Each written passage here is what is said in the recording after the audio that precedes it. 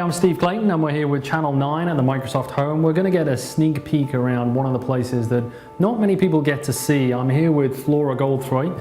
Flora, tell us a little bit about where we are and what we're about to see. Well, the Microsoft Home has been here since 1994, and what we do is we envision the future. We look 3 to 15 years out, and we think about how technology will get integrated into everybody's lives. And we report to Craig Mundy, who is our Chief Research and Strategy Officer, and so we take his vision and we incorporate it into the space, and I'm excited to get to show you a little bit about it. Cool, let's go take a look. Great. So, welcome to our home. Thank you. I pretend to be Mama Higgs in the home here, and we basically show scenarios of how an average family of 4 will live in 3 to 15 years. This is like a concept car, so some of the things that I'm going to show you are things that we know are possible, but we have no idea whether they will really show up in the world in the way that we're suggesting. Okay, so what's the first thing you've got for us? So we've got this conductive charging plate here. I'm going to set my phone down here. You'll see there's actually some interface available as well.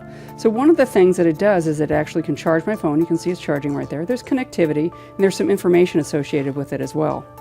Other devices I can put down as well. I've got my watch here. I'm going to set that down. Now my watch isn't the smartest device I have, but there is a sensor in it that's capturing information about my health. It's capturing actually heart rate information. So what I'm going to do is I'm going to drill in and get some details about that. There are other devices I'm actually using that also capture information. Automatically it pulls me down a health and wellness center. There's an overall well-being that I can see, how well I'm doing with health targets. You can see here I might be wearing a contact lens or a patch that's also gathering health information. I'm going to go to my fitness record here. The fitness record has activity level, heart rate, hydration. This is pretty cool to be able to have this information access from this tray here. So it helps me to maintain a healthy lifestyle. Let's move on and look at some other things. So one of the great things about this room is all I have to do is turn on the lights to actually turn on the room. You can see the different displays turn on. And this is, I've been here a few times with you, Flora, and this is probably my favorite kind of demonstration in the house. It's this idea of everything in my world becomes clickable. So can you show us what you've got here? Yeah, you bet. So we can look here and you can see that we've got different categories of information. Let's go to our music. Pull up our music guide.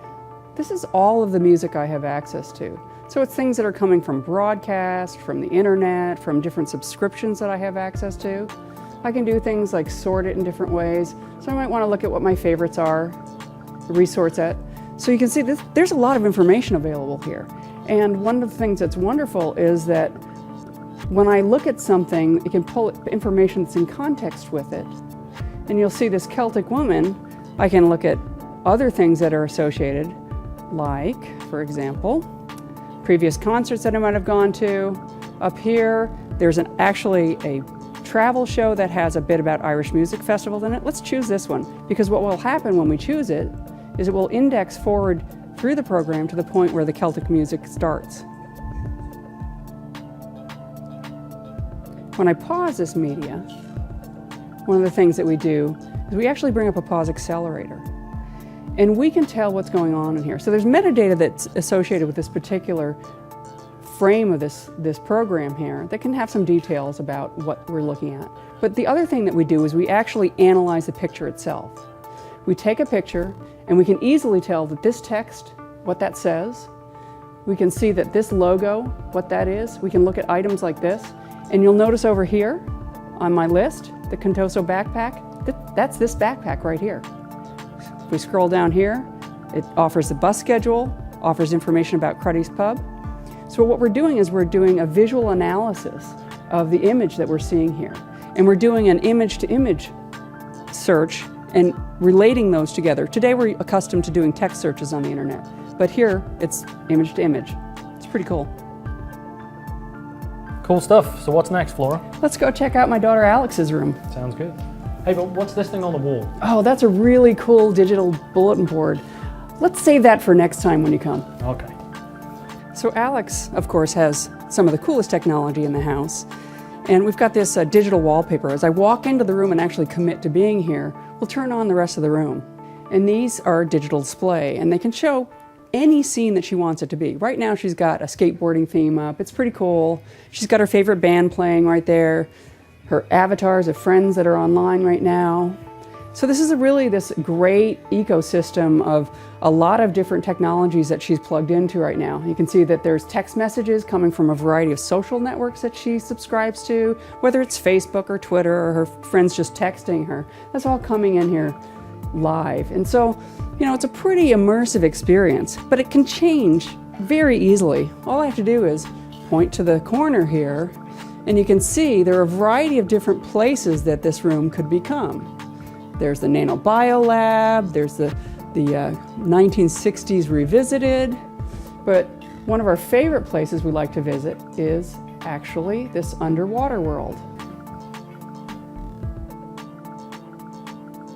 So as you can see, it's really immersive. She's been studying at the aquarium, doing volunteering down there, and so this gives her some extra time with the various fish.